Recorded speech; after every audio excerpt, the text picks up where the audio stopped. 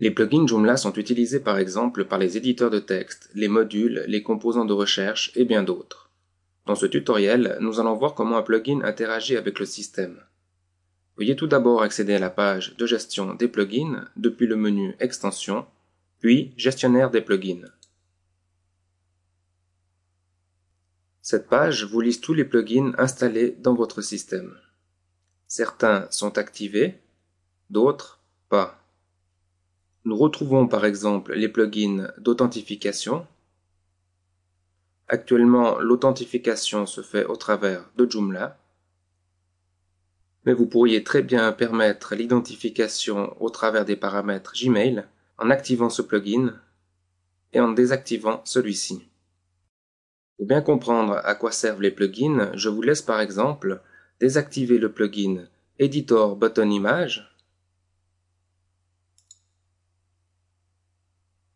puis créer un nouvel article.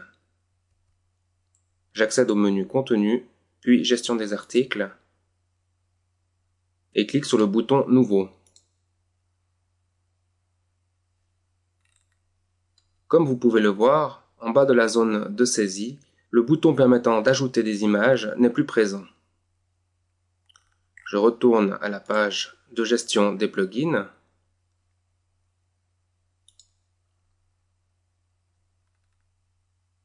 et active à nouveau celui-ci. Dans un tutoriel précédent, nous avions utilisé la fonctionnalité saut de page.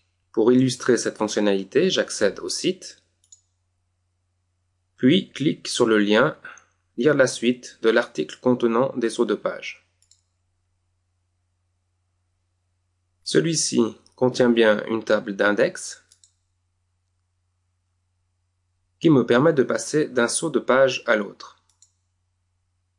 Je retourne à l'administration et cette fois dans les types de plugins Content, je désactive le plugin Content Page Break. Je retourne au site, actualise, et cette fois la table d'index n'est plus présente et l'article s'affiche en entier. De plus, nous retrouvons dans les parties du texte les endroits où nous avions mis les sauts de page. Je retourne à l'administration et active à nouveau ce plugin.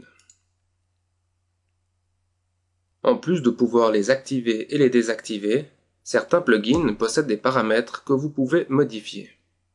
Prenons par exemple l'exemple du plugin de l'éditeur TinyMCE.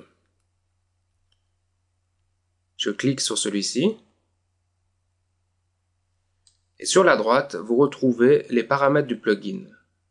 Vous pourriez par exemple ne pas nettoyer le code HTML en sélectionnant cette option, puis en cliquant sur le bouton Sauver. Les plugins ne sont pas toujours visibles, mais comme vous avez pu le constater, ils sont très importants pour le bon fonctionnement de votre système.